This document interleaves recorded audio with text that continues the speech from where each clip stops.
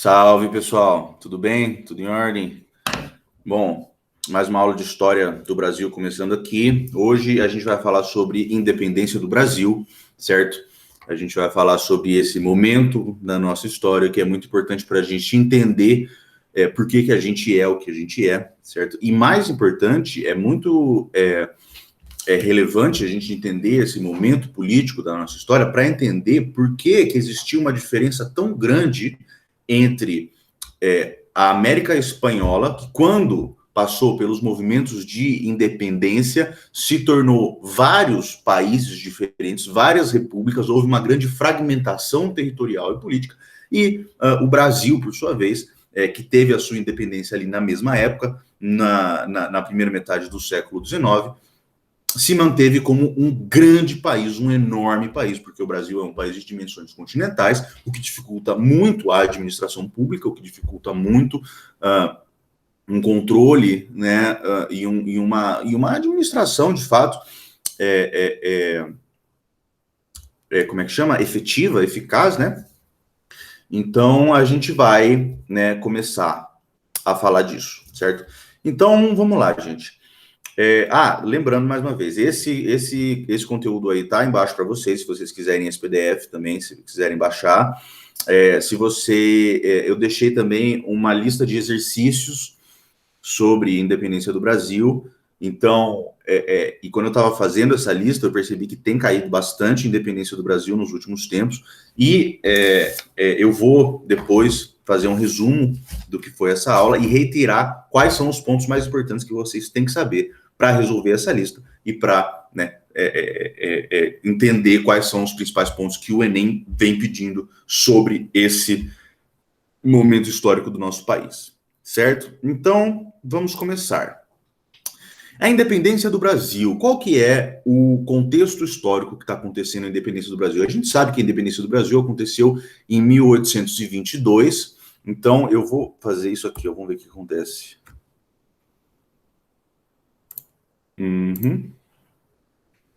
75, vou colocar 85, vamos ver. Aê, show! Então, a independência do Brasil ela acontece em 1822, e o que está acontecendo nessa época no mundo? 1822, no século XIX, ela é um século, né, o começo do século das grandes revoluções, certo? Porque, na verdade, o século das grandes revoluções, das revoluções mais importantes para a nossa história ocidental contemporânea, é o final do século XVIII, né? O final do século XVIII, 1780 e coisa. E eu tinha falado que a independência tinha se dado no século XVIII ou no XIX. Se eu falei XVIII, me perdoe, é século XIX, certo? 1822 é século XIX, tá? Mas o grande século das revoluções, das grandes revoluções ocidentais da história contemporânea, é o final do século XVIII, certo? A gente tem, em primeiro, a Revolução Americana, né? Se a gente seguir uma ordem cronológica, a Revolução Americana, que foi a Guerra de Independência dos Estados Unidos, em 1776.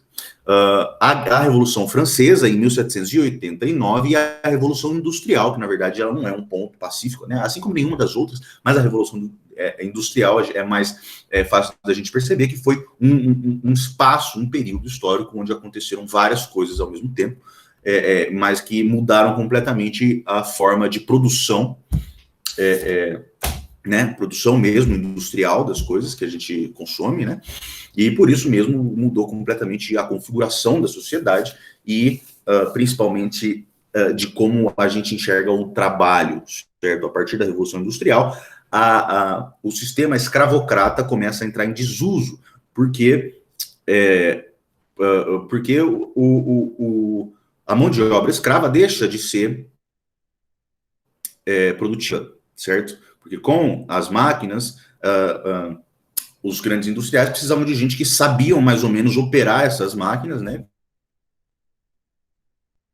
E eles precisavam mais ter esses gastos com os escravos de alimentar, de vestir, de cuidar, de colocar teto, essas coisas, né? Eles queriam só alguém que fosse lá, operasse as máquinas, ajudasse as máquinas a fazer o que as máquinas, que se tornam, de fato, as grandes protagonistas ali da produção industrial, da produção manufatureira. Então, É esse o contexto histórico, das grandes, final do século XVIII, início do século XIX, grandes revoluções.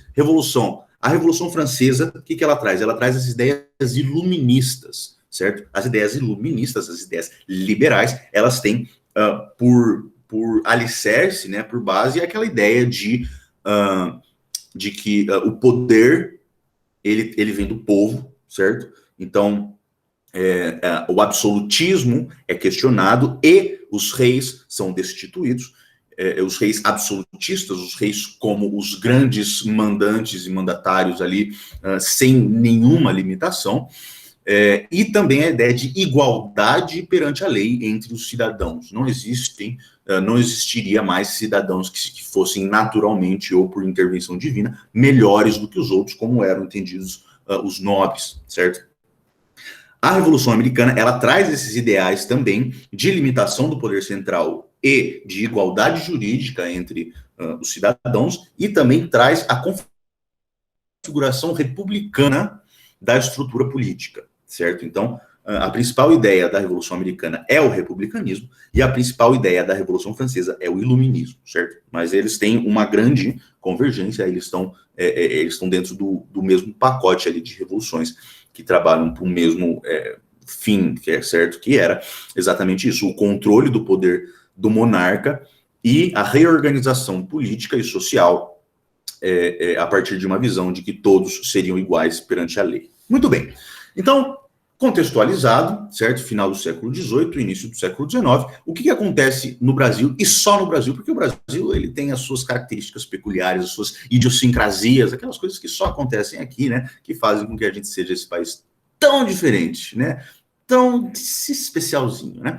Bom, em 1808, como a gente viu, a família real portuguesa vem para o Brasil fugindo de Napoleão Bonaparte. Não era um plano novo, não era uma coisa que foi decidida assim na hora, e meu Deus, o que a gente faz? Vamos para o Brasil. Não, isso era um plano que já estava sendo conjecturado há um bom tempo, porque Portugal já estava em crise política e econômica há um bom tempo, então eles pensavam muito nisso há um bom tempo já, de transferir a sede do Império Português de Lisboa para o Rio de Janeiro. Isso já era um plano que vinha de muito tempo. Só que em 1808, com a invasão napoleônica, com a invasão das tropas francesas, né, a invasão de Portugal pelas tropas francesas, esse plano se concretiza, né, se coloca na prática aí, e a família real, de fato, vem para Portugal, vem para o Brasil, né, vem para o Rio de Janeiro, e não é, quando a gente fala família real, a gente sabe que a gente não está falando da família real somente, a gente está falando do aparelho de Estado português, certo? Então, tudo, a capital, as instituições, as sedes a sede dos ministérios, a sede dos tribunais, a biblioteca real, tudo, né, como se Brasília tivesse pegado tudo Brasília e transferido para outro lugar. Então, a pessoal estima que mais ou menos entre 10 e 15 mil pessoas saíram de Portugal e vieram para o Brasil. Então, assim, não era só a família real, era uma galera, era todo o aparelho de Estado, todos os ministros, todos os juízes, todos os funcionários públicos, todas as repartições públicas, todos os documentos, tudo é transferido de Lisboa para o Rio de Janeiro, que se transforma, portanto, na capital, de fato, do Império Português. Olha só que maluquice, cara. Olha só que maluquice. Então, em 1808, o Império Português ele passa a ser regido, ele passa a ser administrado da colônia. Tem essa inversão que acontece, e só acontece no Brasil. Isso nunca tinha acontecido antes na história da Europa, na história do período colonial, né? É a primeira vez que um monarca europeu pisa nas Américas é quando Dom João VI, que era príncipe regente ainda, porque a rainha era a mãe, né, Dona Maria a Louca, que tinha sido interditada por ser louca, né? Então, Dom João vem para cá fugindo, mas ele vem de fato fugindo de Napoleão, né?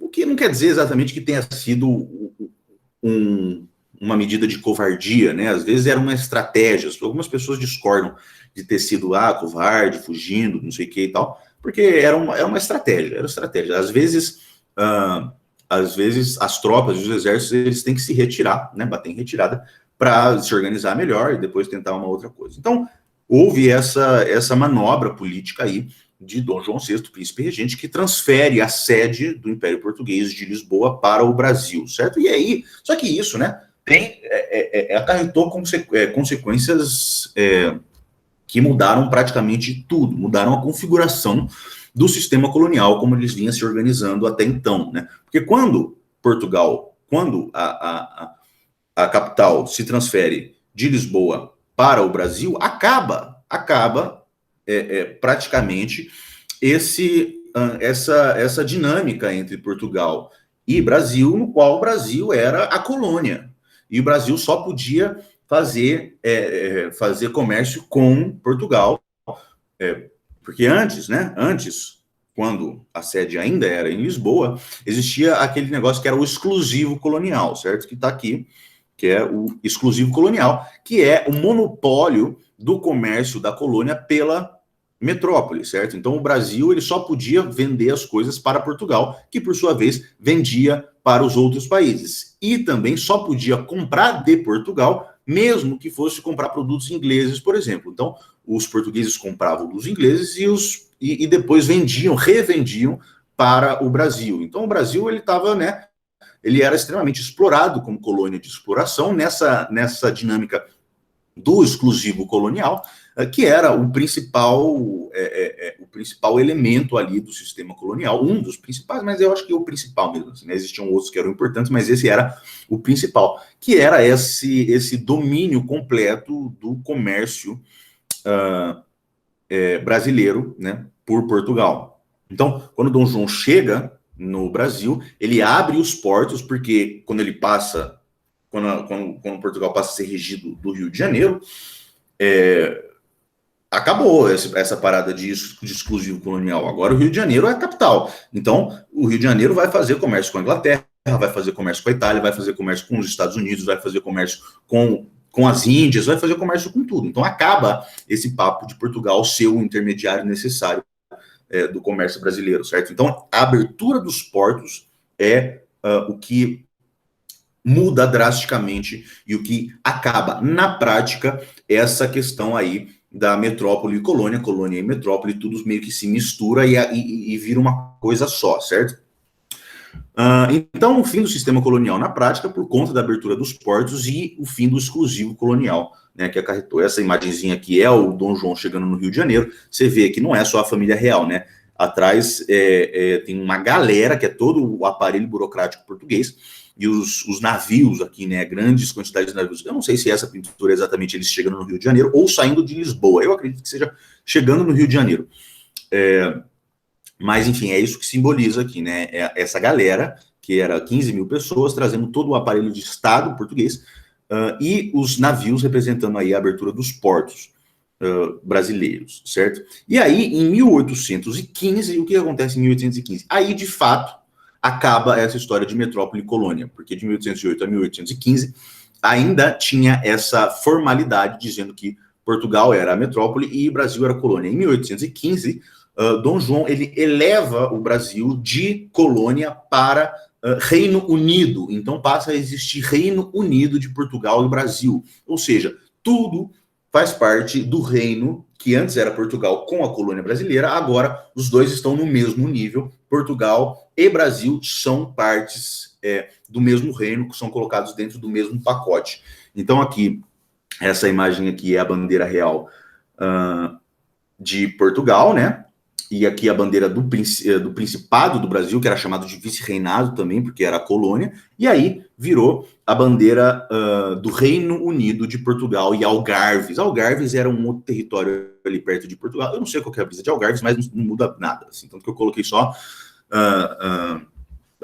Reino Unido de Portugal e Brasil. Algarves era uma parte no sul ali de Portugal, que por algum motivo eles são diferentes e tal, mas não tem rei, não tem nada, é a mesma coisa, só que só no nome que é diferente, certo? Então, em 1815, de fato, não há mais metrópoles e colônia, há apenas um reino, né, que é de Portugal e do Brasil, e a sede desse reino é o Rio de Janeiro, certo? Oficialmente, a sede do Reino de Portugal e Brasil é o Rio de Janeiro. Lisboa perde esse status de sede do Reino Português. E aí, então, nesse período que Dom João está aqui no Brasil, ele administra o Reino Unido de Portugal e Brasil do Rio de Janeiro, certo? Mas ainda existe Portugal lá, e Portugal está abandonado, Portugal está sem rei, Portugal está sem administração, Portugal está em crise econômica, porque Portugal estava fudido, Portugal estava invadido pelos... estava militarmente invadido pelas tropas francesas. Portugal, bicho, ficou às mínguas com o abandono, porque foi um abandono mesmo, assim, né, da antiga capital do reino, e veio para o Brasil, né, o Dom João. Então, quando ele vem para o Brasil, a galera de Portugal fica puta da vida, né, porque de fato foi um abandono, foi uma fuga que Dom João fez e abandonou os caras lá à própria sorte, certo? E aí eles ficam putos da vida, né? E depois que Napoleão cai, que é 1814, que Napoleão cai, em 1815 tem o Congresso de Viena, né, que é aquela reunião entre os monarcas da Europa depois da queda definitiva de Napoleão, para reorganizar a estrutura política europeia, para voltar, tentar reimpor um absolutismo, reimpor, né, voltar a como era antes de Napoleão, colocar os reis onde os reis tinham sido tirados, porque Napoleão tirou os reis e colocou o familiar dele. Napoleão dominou a Europa de uma forma geral, certo? Então, em 1815 tem esse Congresso de Viena, e aí, a partir do fim de Napoleão, e a partir dessa estabilização política na Europa, por conta, de fato, do fim do Império Napoleônico, a elite portuguesa começa a pressionar muito o Dom João para que ele volte a Portugal, para que ele, né, para que Portugal pudesse triunfar de novo, para que Portugal pudesse tomar as rédeas das coisas de novo e tal. E também com todas essas influências iluministas, a elite portuguesa, ela queria que Dom João voltasse para Portugal, porque o que é um reino sem o seu rei? Não é nada, é um pedaço de terra que pode ser subjugado por qualquer um que estiver lá, certo? Então é um reino sem rei. Eles estavam abandonados, eles estavam em crise econômica, eram extremamente dependentes economicamente da Inglaterra. Era uma zona, Portugal estava uma zona, então eles queriam que o rei voltasse para Portugal para que retomassem essa estruturação política do país, né? Do país. Então, em 1820 acontece, né? Aqui em 1820 acontece em Portugal o que é chamado de Revolução do Porto, que é uma revolução liberal, aqui, a Revolução do Porto, liberal para Portugal e restauradora para o Brasil. Liberal porque ela é configurada nesses termos do liberalismo, dos ideais liberais iluministas de igualdade jurídica, né, de igualdade entre todos os cidadãos e de controle do poder monárquico, do poder do rei, né, através de uma constituição. Então é uma revolução liberal constitucionalista, né, porque exigia que Dom João voltasse para Portugal para reinar o reino a partir de Lisboa, que era de fato ali a sede histórica do reino, né, e a capital desde sempre do reino português. E ao mesmo tempo que ela é liberal para Portugal, porque ela tem esses princípios liberais iluministas, ela era restauradora para o Brasil, porque não só os caras queriam que Lisboa voltasse a ser a sede do reino português, eles queriam também que as relações entre Lisboa e o Rio de Janeiro, entre Portugal e o Brasil, voltassem a ser o que era antes de 1808, que era no sistema colonial clássico, onde havia o exclusivo colonial, onde o Brasil era completamente dominado economicamente e politicamente por Portugal. Então eles queriam, então é liberal para Portugal, nesse sentido, de que eles querem colocar uma constituição, fazer uma monarquia constitucional, em Portugal, e restauradora para o Brasil, porque eles queriam restaurar o status quo, que era o que? A organização política e econômica antes de 1808, certo? E aí acontece a Revolução, acontece um monte de coisa lá, e aí Dom João volta. Dom João volta para Portugal, acaba tendo que ceder para não perder o trono, certo? Para não né, perder de fato ali as coisas. Ele volta para Portugal, pressionado, Dom João volta para Portugal e deixa no Brasil Dom Pedro I, príncipe regente, que era nascido em Portugal e tinha vindo para o Brasil muito pequenininho com o pai, Dom João VI, certo? Então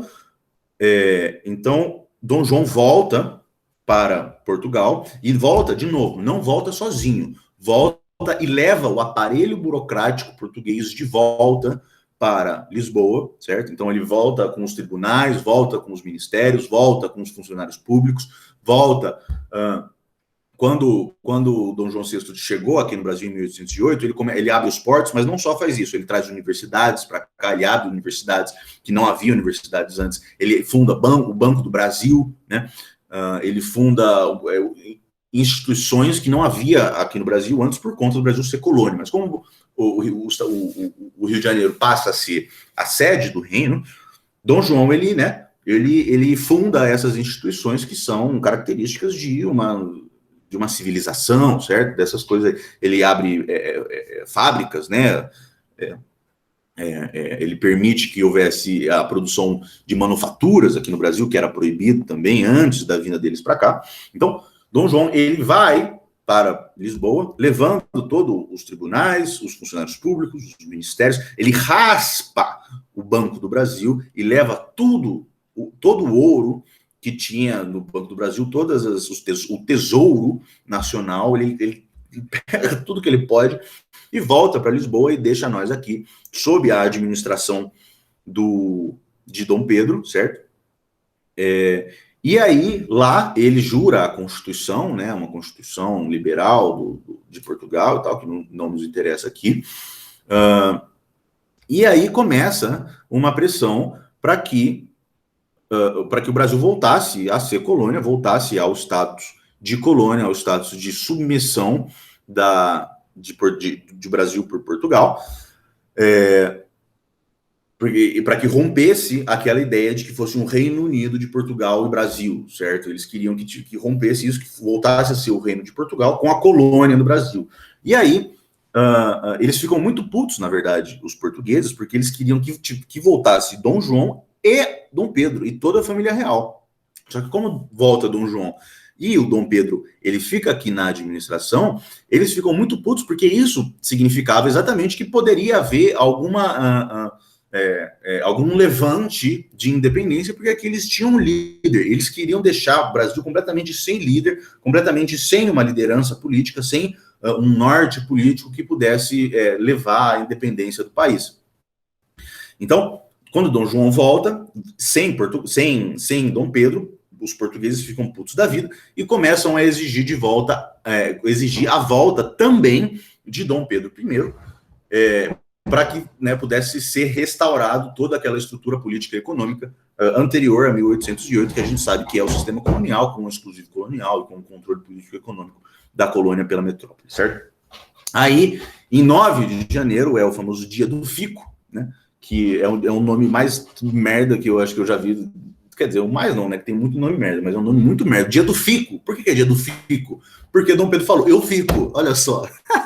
Porque os portugueses falaram, Dom Pedro, você tem que voltar para cá, porque esses seus ministros... E aí Dom Pedro tinha aqui a sua articulação, tinha aqui os seus... ele compôs ministérios, compôs a administração pública dele aqui e tal, ainda junto com Portugal, no sentido de ser um Reino Unido, né? Mas ele fez aqui a sua própria administração local. E aí os portugueses falam assim, esses ministros aí são todos traidores, o Brasil é tudo cheio de macaco, os brasileiros são uma bosta, que não sei o que e tal, você tem que voltar para cá, porque a gente vai subjugar esses caras de novo e a gente precisa da sua presença aqui, porque você é o herdeiro de Dom João, você vai ser o nosso próximo rei, então você tem que voltar para cá, porque é isso, velho, você não pode ficar aí do outro lado do mundo, na colônia, porque é uma maluquice você ficar na colônia aqui, enquanto a gente quer subjugar a colônia de volta. E aí, em 9 de janeiro, Dom Pedro fala, eu fico, né? Ô, caralho, caiu aqui.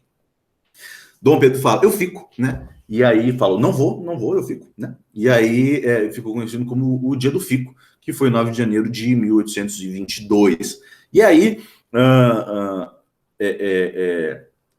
começa, né?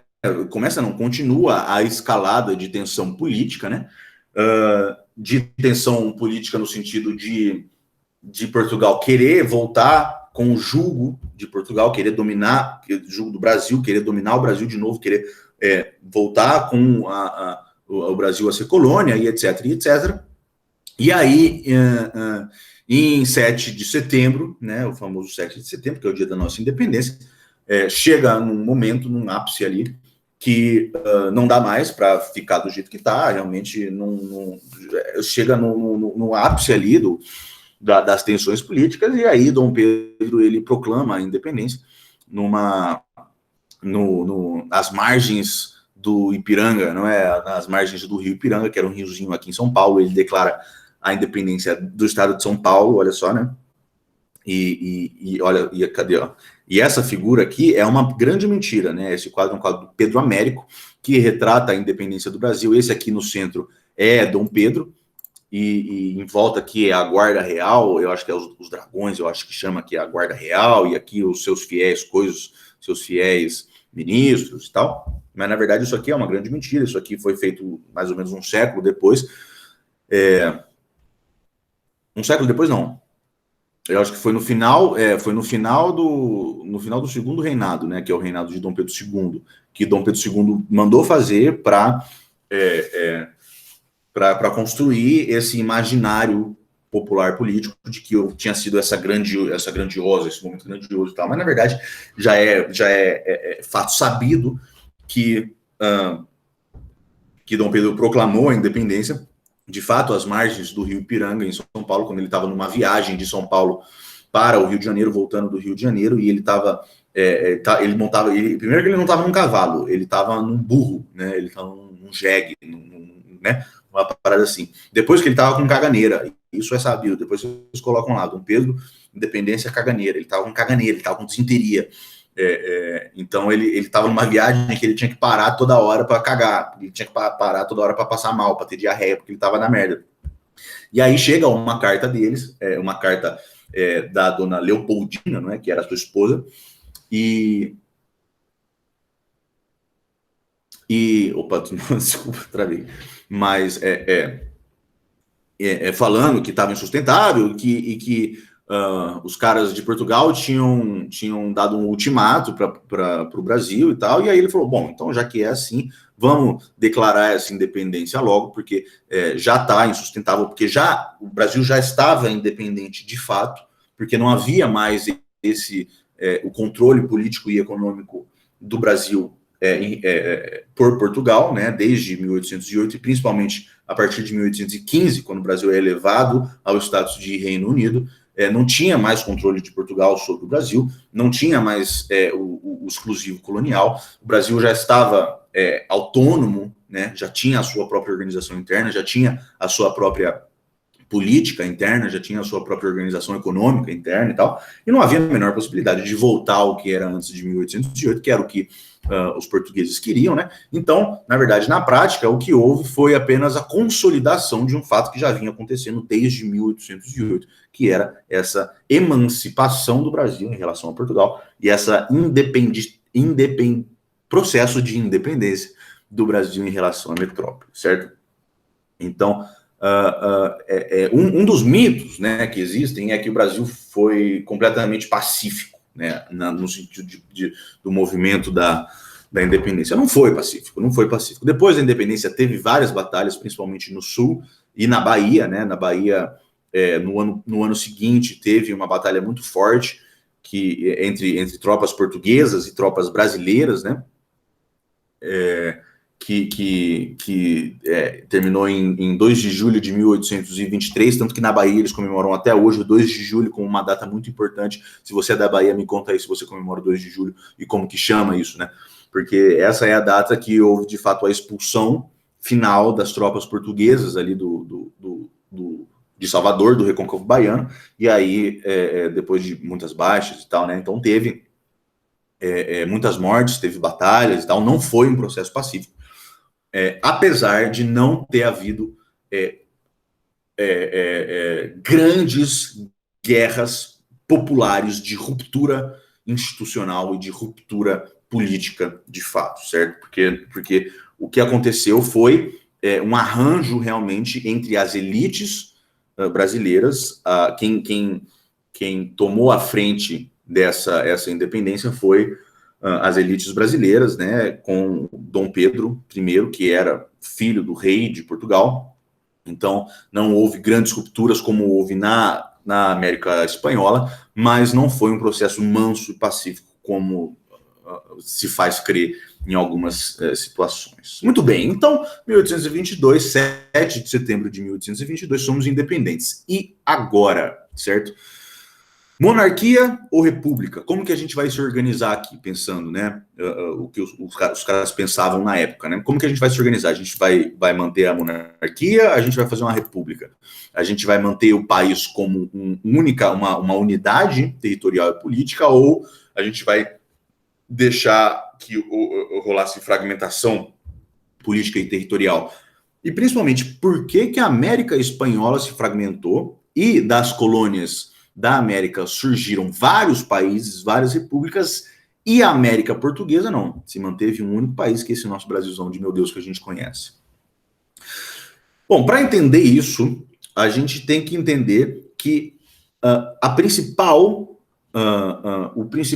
prioridade, exato, o principal objetivo das elites brasileiras era manter a unidade territorial e política. Para quê? Para que não houvesse uma ruptura institucional, para que não houvesse uma mudança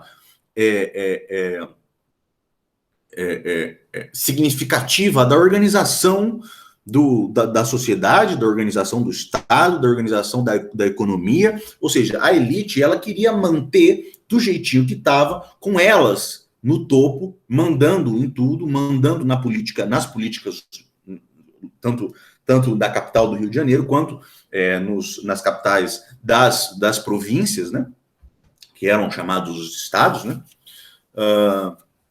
Então, eles queriam manter a organização social e a organização política, no sentido de manter a elite no topo, manter a mão de obra escrava, manter, né, essa organização de topo e o povão, né, embaixo, e os escravos mais embaixo ainda. Então eles queriam manter o controle econômico e político, e eles queriam evitar também uma revolta dos escravizados. Eles morriam de medo de uma revolta dos escravizados, que uma revolta dos escravizados acontecesse, como aconteceu no Haiti em 1791, que lá teve uma revolução dos escravos, na verdade, né, que os escravos mataram praticamente todos os brancos lá, que eram os representantes da França, né, da metrópole francesa, e eles tomaram o poder lá e se organizaram em uma república de escravizados. Foi a única revolta de escravizados que aconteceu aqui na América, né?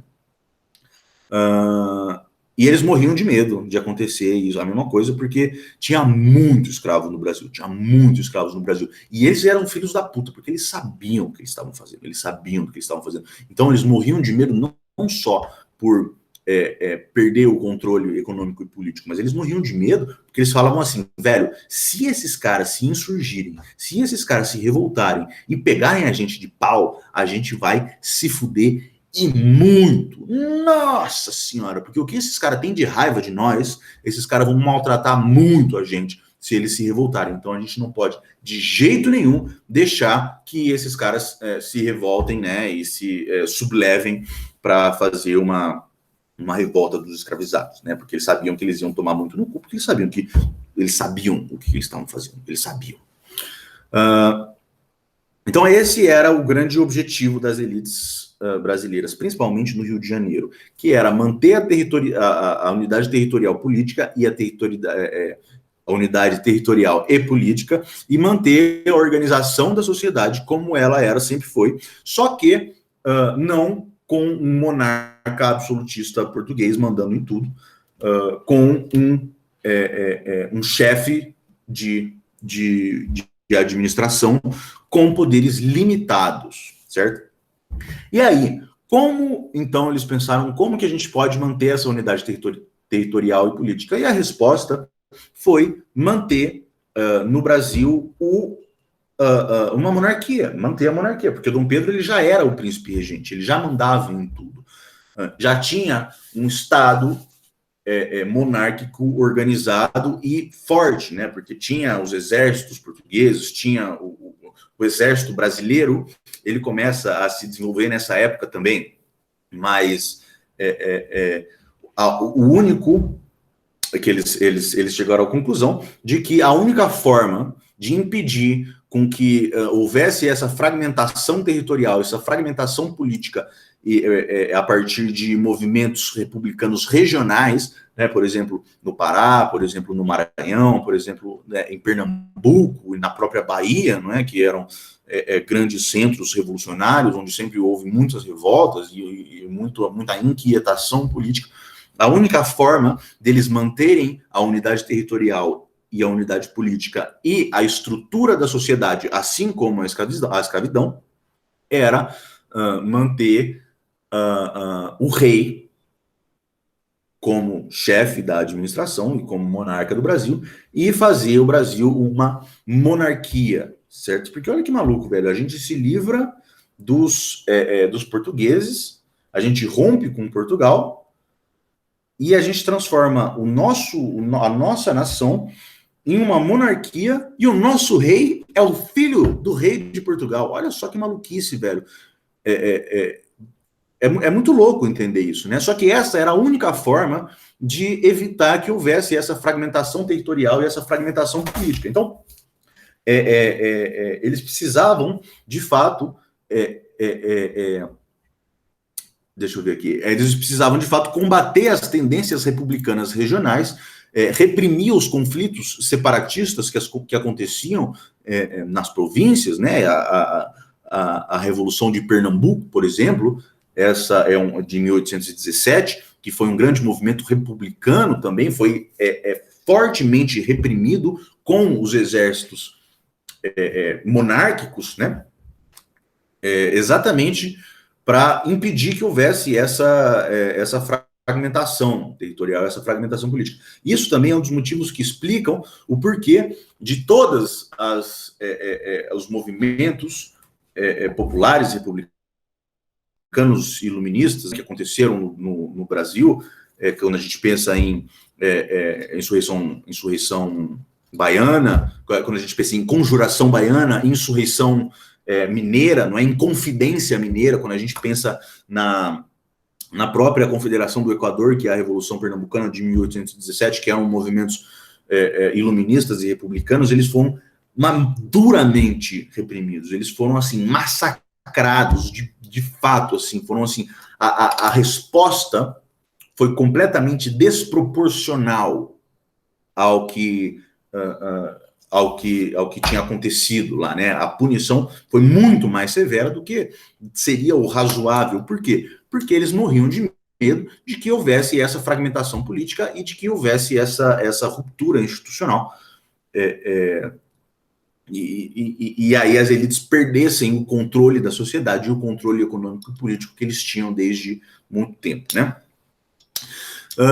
Então, gente, aí, né? Então, como que eles mantêm o status quo? Status quo é a organização, né, gente? Status quo significa estruturação das coisas. Então, como que eles mantêm o status quo, que é, ou seja, a organização da sociedade com a elite dominante politicamente e economicamente, né, depois da independência.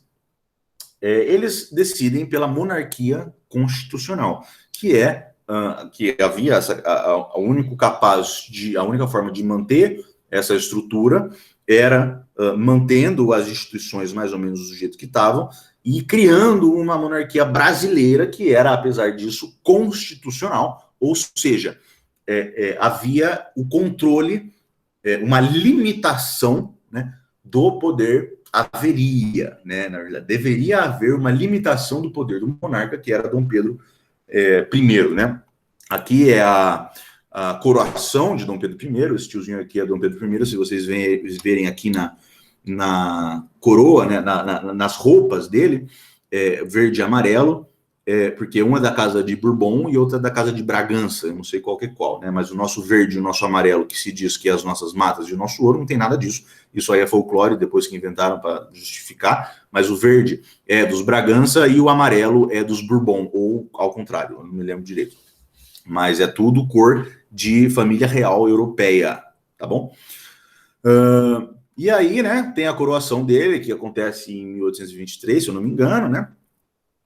E aí, né, eles falam, bom, a gente vai ser uma monarquia, mas a gente vai ser uma monarquia constitucional, porque a gente está, né, nessa onda dos movimentos liberais, dos movimentos iluministas, que define que o rei não pode ser um rei absolutista sem qualquer controle. Então a gente precisa de uma constituição para limitar os poderes do rei e né, fazer as elites terem mais poder político e de decisão e de administração nas suas próprias mãos, certo? E aí, a partir de 1823, começam a se formar assim, uma Assembleia Constituinte, né, que eram deputados que foram eleitos para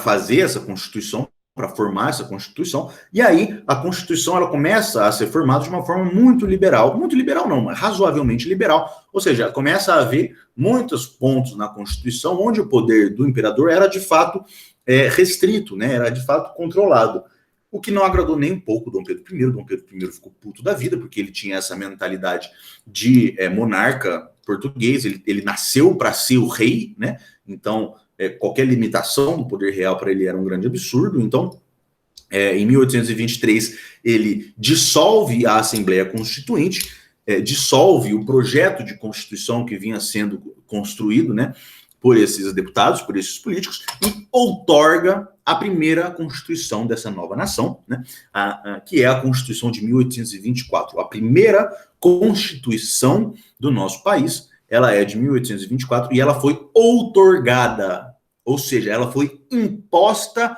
pelo rei, né? O contrário de outorga é a promulgação, certo? A promulgação significa o estabelecimento, né, a partir de um processo de deliberação, um processo político onde houvesse a participação de vários deputados, de várias pessoas que discutissem e que dialogassem e que expusessem argumentos e ideias e tal, não sei o quê, e no final eles chegassem a um consenso para colocar essa Constituição em vigência. Mas não, como tinha muito, na opinião de Dom Pedro I, como tinha muita restrição ao seu poder, ele, né, dissolve essa Assembleia Constituinte, ele desfaz esse projeto de Constituição e impõe a sua própria Constituição em 1824, que de liberal não tinha porcaria nenhuma, né? Era só a fachada que era liberal. E o principal fato que vocês têm que lembrar sobre a Constituição de 1824, que foi a Constituição que teve vigência por mais tempo no nosso país, que ela foi de 1824 até o final do período imperial, né? Ela foi a Constituição que durou por mais tempo nesse nosso país, foi que tinha essa instituição chamada o Poder Moderador, porque ela era a fachada dela era uma Constituição liberal, então ela tinha, né, as divisões básicas das constituições liberais, que é a tripartição de poderes, né, que é aquela história do executivo, que é a administração pública, o legislativo, que são os deputados e os senadores que fazem as leis, e o judiciário, que são os juízes que julgam os casos, né, que fazem ali a jurisprudência e resolvem os problemas e as brigas internas que existem no país. Essa que é a divisão, essa é a tripartição de poderes básicas. Só que aí, Dom Pedro, autocrata e maníaco que era, ele não queria isso, né? E essas eram três poderes que funcionam teoricamente, na teoria, de forma harmônica e independentes, certo? Então, o executivo não interfere no legislativo, que não interfere no judiciário, que não interfere no executivo, nenhum dos dois. Eles funcionam como três instâncias iguais, assim, né? Não existe uma hierarquia entre os poderes. Só que aí, Dom Pedro coloca o quarto poder, que é o poder moderador, certo? Que na teoria, né, na Constituição, tá falando, o poder moderador vai ser exercido pelo rei, pelo imperador, e ele vai ter a função de garantir a independência e a harmonia entre os poderes, entre os três poderes, né? Então, na teoria, né, no que ele falou que era para garantir a independência e a harmonia entre os poderes, mas na verdade era um poder acima dos três poderes. Então tinha os três poderes e em cima dos três poderes tinha o quarto poder, que era o poder moderador, que era exercido pelo próprio imperador e que dava ao imperador poderes absolutamente iliberais, absolutamente contrários aos princípios iluministas e republicanos de organização política, porque ele tinha aqui, ó, o imperador era inviolável. Então, primeiro, o imperador ele não respondia pelos seus atos, ou seja, ele não podia, como ele era o representante máximo aqui de um poder enviado de Deus e etc e tal, ele não respondia por crime, ele não respondia por porra nenhuma que ele fizesse, ele podia fazer qualquer coisa, que ele estava acima da lei, né? Essa é a primeira coisa. Segunda coisa, ele nomeava os senadores do Senado, né? Porque o Congresso, né, que era o legislativo, era bicameral, assim como é hoje, né? Tem o Senado e tem a Câmara dos Deputados. A Câmara dos Deputados os deputados eram eleitos, né? Mas os senadores eram nomeados pelo rei. Então o rei só colocava quem ele queria e quem era de sua confiança, né? Ele nomeava o presidente das províncias, que eram os governadores. Ele podia, a qualquer momento, dissolver o Congresso, ele podia dissolver a Câmara dos Deputados, ele podia, portanto, passar por cima completamente de qualquer processo legislativo, ele podia vetar ou impor qualquer lei nova, se ele não gostasse. Então na prática, era quase um absolutismo monárquico travestido de uma monarquia constitucional, certo? Absolutismo monárquico é quando o rei é absoluto, né? Quando ele tem poderes absolutos e ele não pode ser contrariado, pode fazer o que bem entende sempre, certo? Então, Dom Pedro I ele tinha muito poder que foi dado a ele a partir desse poder moderador da Constituição de 1824. Ele era muito autoritário, ele queria mandar em tudo o tempo todo, ele não aceitava limitações ao seu poder, ele não aceitava um funcionamento autônomo das outras instâncias de poder ali, né? Então, era quase como uma monarquia absolutista. A Constituição de 1824 não tratava da escravidão, não falava da escravidão. Então, né, o que se dá a entender de que você não fala, mas que você não muda essa coisa. Então, a escravidão continuou ali como sendo a mão de obra principal durante todo o Império Brasileiro, né? O voto, ele era indireto e censitário. Censitário eu coloquei até aqui para vocês com esse Szinho aqui de dinheiro. Significa que indireto, por quê? Porque a pessoa ela não votava direto no deputado, ela votava no sujeito que ia votar no deputado, porque e censitário significa de dinheiro. Então, para eu votar, para eu ser deputado, eu preciso ter, eu não me lembro quanto que era, mas era assim, muito dinheiro. Eu preciso ser dono de muita terra, eu preciso ter muita grana, né? E aí, embaixo, para eu votar no deputado, eu preciso ter muita grana também, mas um pouco menos que deputado. E aí, para votar em quem vai votar no deputado, eu preciso ter alguma grana. Então, as pessoas que tinham alguma grana votavam em quem tinha bastante grana, e quem tinha bastante grana votava em quem tinha uma caralhada de grana, que eram os deputados. Então, o voto era censitário e indireto. Não votavam as mulheres, não votavam os menores de 25 anos. E, curiosamente, os analfabetos votavam. Os analfabetos, eles podiam votar. Se eles tivessem dinheiro, eles votavam tranquilamente, né? E, obviamente, que não votavam os escravos também, porque os escravos nem pessoa eram. Escravos eram coisas, eram bens semoventes, né? Assim como gado, né? Então, o que vocês têm que saber dessa Constituição é que ela foi outorgada, foi imposta, e o poder moderador, que dava garantia o autoritarismo absurdo de Dom Pedro I, certo? Então, Dom Pedro I tinha poderes muito grandes por conta da instituição desse poder moderador. E aí, bom, Dom Pedro I, como ele começa, ele reina por muito pouco tempo, né? Porque ele reina ali de 1822 até 1831, né? Então ele reina 22, 3, 4, 5, 6, 7, 28, 29, 30, 31, 9 anos? 9 anos, né? É isso.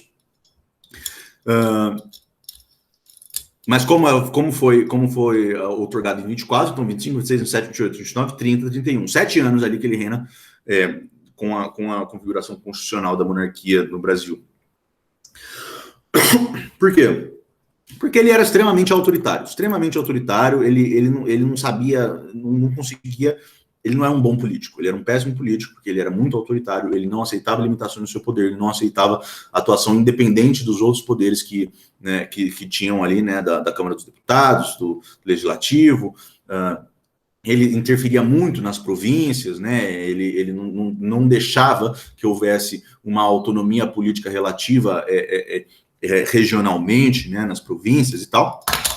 Então, por isso, ele era extremamente impopular, e além dele ser autoritário, extremamente impopular, ele era português.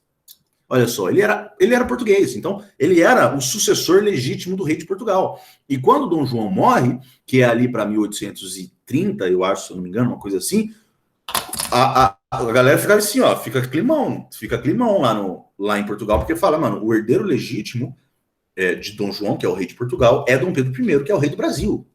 Então, a elite fica muito preocupada que Dom Pedro I tentasse voltar àquela história de Reino Unido, de Portugal e Brasil, porque como ele era rei de um e tinha direito a ser rei de outro, eles tinham muito medo de Dom Pedro querer voltar com aquela situação que tinha quando Portugal e Brasil eram uma coisa só, né? Então, eles temiam que o Brasil perdesse a sua autonomia política e econômica por conta do rei do Brasil ser o legítimo herdeiro do rei de Portugal, né? E nesse período aqui, que é o primeiro reinado, né, que é o chamado primeiro reinado, é esse período curtinho, né, de Dom Pedro I, a grande inquietação política no Brasil, porque as províncias estavam muito insatisfeitas com a intromissão autoritária, extremamente autoritária, de Dom Pedro I, que era o Rio de Janeiro, no sentido, né, que era a capital do Império, era o Rio de Janeiro. Então, Dom Pedro do Rio de Janeiro queria mandar em tudo, o tempo todo, ele não dava nenhum espaço, nenhuma autonomia política regional ali para as províncias. E isso começou a pipocar um monte de conflito, um monte de treta ali, né? E chegou num nível de instabilidade política muito forte, mas com a impopularidade por conta do autoritarismo de Dom Pedro I, mas com medo de que voltasse a Portugal e Brasil ser uma coisa só, ou até pior, que Portugal queresse voltar a subjugar o Brasil como colônia. Dom Pedro I, ele é obrigado a abdicar o trono, porque senão havia um grande risco de fragmentação política e territorial do Brasil. Então vocês perceberam, né, que o grande medo da elite e o grande esforço da elite brasileira foi sempre para manter essa unidade territorial, porque o Brasil é um país extremamente rico, extremamente rico e grande, enorme, dá para tirar um monte de coisa daqui, e tem muita gente, como tinha pouquíssima gente que controlava essas infinidades de riquezas naturais de pessoas, eles queriam manter o controle da elite sobre todo o país, né? Então o objetivo sempre foi manter essa unidade territorial e política, né? Então é por isso que o Brasil é o Brasil só, e não são vários países, porque sempre teve esse esforço ativo e toda essa configuração da vinda da família real para cá, da construção de um reino de Portugal e Brasil aqui, então da construção de um aparelho de Estado já grande e capaz de reprimir revoltas e de mandar exército para lá e mandar exército para cá e etc e tal, né? Então, para que não houvesse essa fragmentação política, o Dom Pedro I ele é obrigado a abdicar do trono do Brasil, e voltar para Portugal para resolver as tretas lá, que ele tinha treta com o irmão dele lá, que tinha um irmão dele que queria o trono, e aí depois eles têm uma guerra lá entre ele, que é o Dom Pedro, e Dom Miguel, que é o irmão dele e tal. E aí ele abdica o trono em nome de Dom Pedro II, né? Dom Pedro II, que à época tinha 6 anos de idade, era um menino, era um garotinho, né? E não tinha menor capacidade, não tinha menor como é que chama? Menor condição, né? De reger um país e tal, né? Então Dom Pedro II ele é colocado sob a tutela de José Bonifácio, né, que era um amigo que virou ex-amigo, que virou inimigo, que depois voltou a ser o tutor dos filhos de Dom Pedro I, né? E aí, depois que Dom Pedro I vaza do Brasil, o país passa a ser gerido por uma regência, e aí a gente entra no período regencial, que é a matéria da próxima aula, certo? Então, a matéria dessa aula foi a independência, o processo de independência e o primeiro reinado, certo? Então, essa foi a aula de hoje. Só para lembrar as coisas mais importantes, então, para vocês. Vamos lá, listinha. O que teve de mais importante? Conflitos separatistas. Houve muito conflito político no Brasil por conta dessa tendência de centralizar o poder ou de deixar o poder ser gerido de forma regional ali, né, pelas próprias províncias, ou seja, tretas entre o federalismo, não é, que era essa ideia de que deveria haver várias unidades independentes, mas harmônicas, né, cada um que tivesse a sua própria autonomia política, mas que funcionassem de forma junto, e a monarquia, que seria com um poder central que mandasse em tudo, não é? E quase aconteceu. O Brasil poderia muito bem ter sido fragmentado, poderiam ter sido muitos países. Só que aí, por conta de todas essas coisas que a gente falou hoje, por conta dos esforços muito fortes da elite para manter essa unidade territorial, a gente se manteve. A segunda coisa, a Constituição. Então a treta entre república e monarquia, entre federalismo e unidade política e centralização do poder político. Depois, a Constituição de 1824, o poder moderador fazia com que o imperador fosse praticamente um rei absolutista. Ele tinha muito poder e ele era muito autoritário. A Constituição era basicamente uma fachada ali, né, entre as coisas. E depois, Dom Pedro I, ele foi obrigado a renunciar porque ele era muito autoritário. Então, principalmente os poderes regionais, as províncias eram muito insatisfeitas com ele, porque ele queria se meter no poder local e não deixava que o poder local tivesse uma autonomia administrativa, né? Então ele foi forçado a renunciar por medo que as elites tinham de que essa impopularidade e esse autoritarismo de Dom Pedro I levasse a maiores revoltas que levassem, por sua vez, à fragmentação territorial e política do país. É isso, meus amigos. Eu espero que eu não tenha passado do tempo. Eu tentei falar aqui rapidinho para vocês. Eu espero que vocês tenham gostado. Eu deixei para vocês exercícios. Façam exercícios, porque exercício é o que importa, galera. Porque a gente pode falar um monte de coisa aqui. Se vocês não tiverem uma noção do que cai com exercício mesmo, vocês, né, estão perdidos. É isso aí. A gente se vê nessa sexta-feira. Um beijo e tchau. Qualquer coisa, manda mensagem, tá bom? Que a gente resolve os problemas. É nóis, galerinha. Se cuidem. Adeus.